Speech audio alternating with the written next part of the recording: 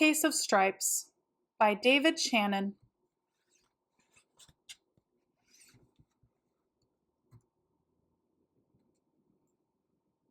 Camilla Cream loved lima beans, but she never ate them. All of her friends hated lima beans, and she wanted to fit in. Camilla was always worried about what other people thought of her. Today, she was fretting even more than usual. It was the first day of school, and she couldn't decide what to wear. There were so many people to impress. She tried on 42 outfits, but none seemed quite right. She put on a pretty red dress and looked in the mirror. Then she screamed.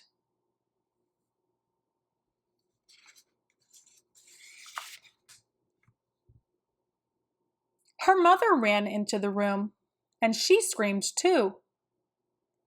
"Oh my heavens!" she cried. "You're completely covered with stripes." This was certainly true.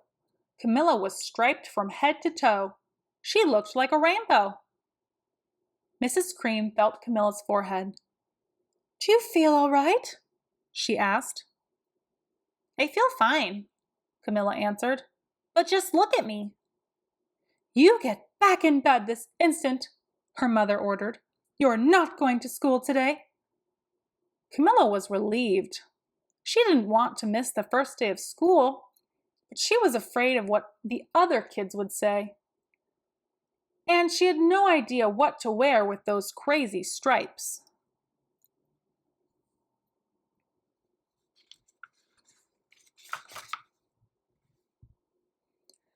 That afternoon, Dr. Bumble came to examine Camilla. "Most extraordinary," he exclaimed. "I've never seen anything like it. Are you having any coughing, sneezing, runny nose, aches, pains, chills, hot flashes, dizziness, drowsiness, shortness of breath, or uncontrollable twitching?" "No," Camilla told him. "I feel fine." "Well then," Dr. Bumble said, turning to Mrs. Cream, "I don't see any reason why she shouldn't go to school tomorrow. Here's some ointment that should help clear up those stripes in a few days. If it doesn't, you know where to reach me." And off he went.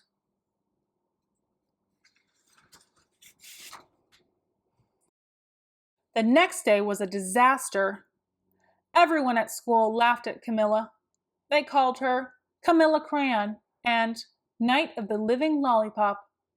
She tried her best to act as if everything were normal, but when the class said the Pledge of Allegiance, her stripes turned red, white, and blue, and she broke out in stars.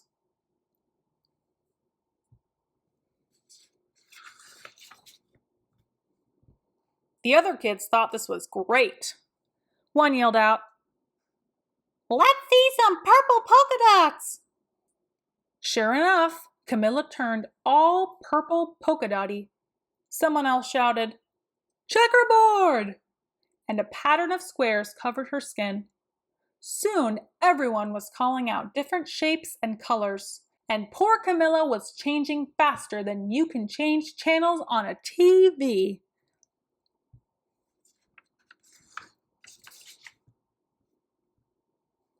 That night, Mr. Harms, the school principal, called. "I'm so sorry, Mrs. Cream," he said. "I'm going to have to ask you to keep Camilla home from school. She's just too much of a distraction, and I've been getting calls from the other parents. They're afraid those stripes may be contagious." Camilla was so embarrassed. She couldn't believe that 2 days ago everyone liked her. Now nobody wanted to be in the same room with her. Her father tried to make her feel better. "Is there anything I can get you, sweetheart?" he asked. "No, thank you," sighed Camilla. What she really wanted was a nice plate of lima beans. But she had been laughed at enough for one day.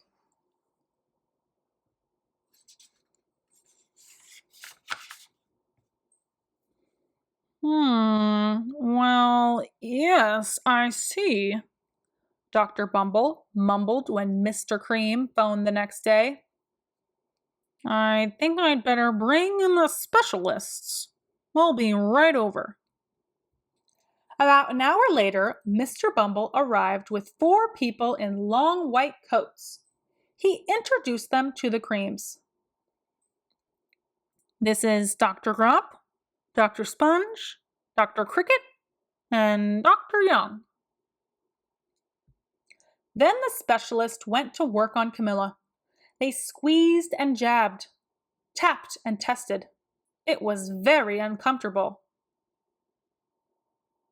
Well, it's not the mumps, concluded Dr. Grop.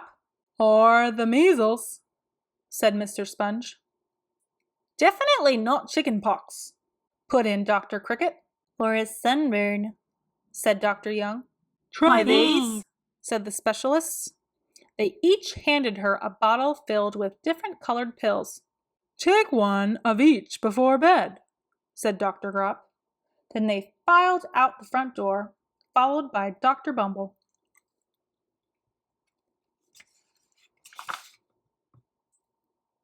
That night, Camilla took her medicine. It was awful. When she woke up the next morning, she did feel different. But when she got dressed, her clothes didn't fit right. She looked in the mirror, and there, staring back at her, was a giant, multicolored pill with her face on it.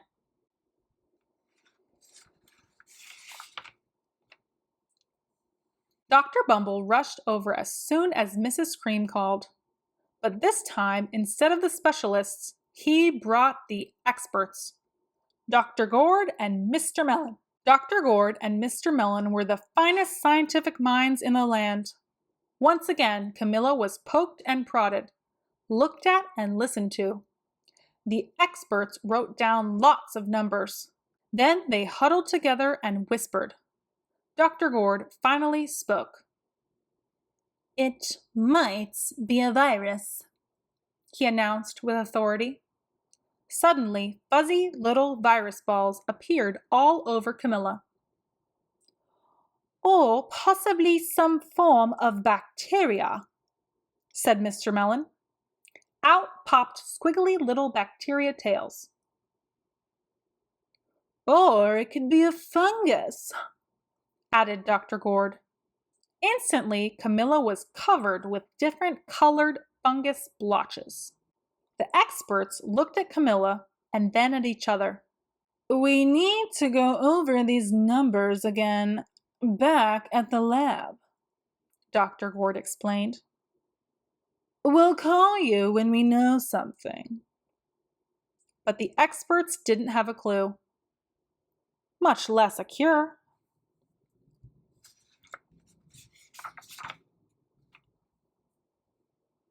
By now, the TV news had found out about Camilla. Reporters from every channel were outside her house, telling the story of the bizarre case of the incredible changing kid. Soon, a huge crowd was camped out on the front lawn.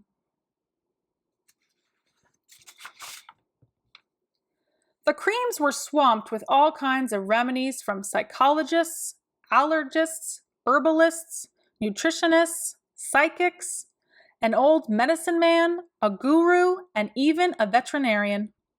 Each so-called cure only added to poor Camilla's strange appearance until it was hard to even recognize her. She sprouted roots and berries and crystals and feathers and a long furry tail, but nothing worked.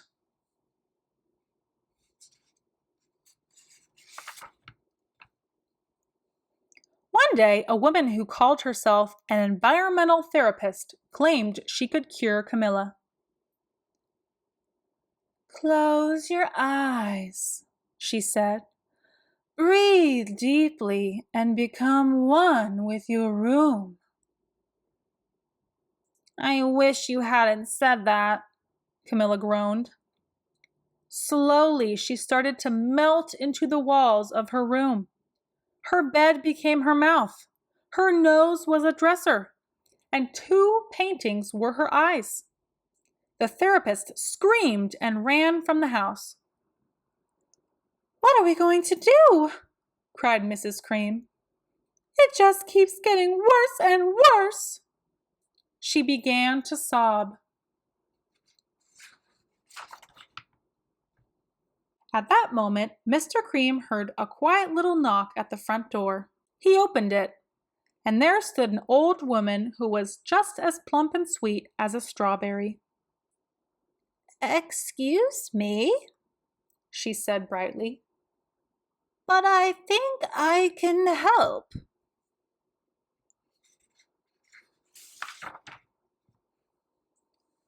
She went into Camilla's room and looked around. "My goodness," she said with a shake of her head. "What we have here is a bad case of stripes. One of the worst I've ever seen." She pulled a container of small green beans from her bag. "Here," she said. "These might do the trick." "Are those magic beans?" asked Mrs. Cream.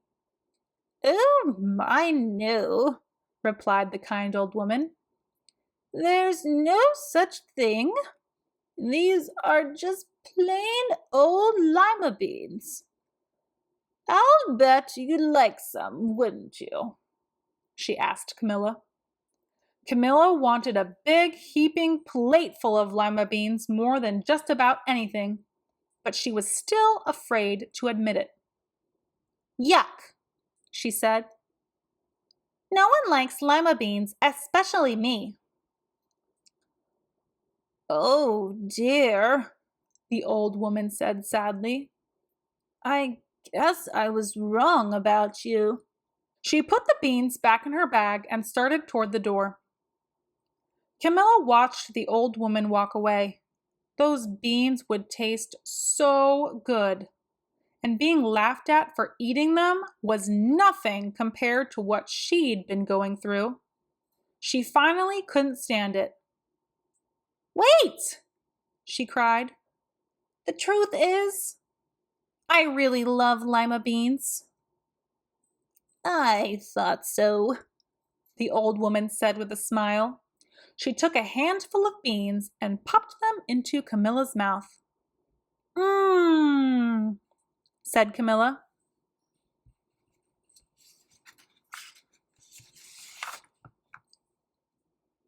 Suddenly, the branches, feathers, and squiggly tails began to disappear. Then the whole room swirled around. When it stopped, there stood Camilla, and everything was back to normal. "I'm cured!" she shouted. "Yes," said the old woman. "I knew the real you was in there somewhere." She patted Camilla on the head. Then she went outside and vanished into the crowd.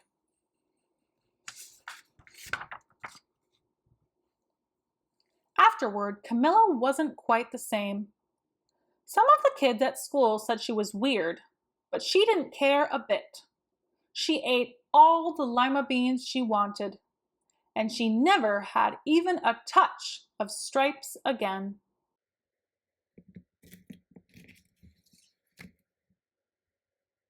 The end.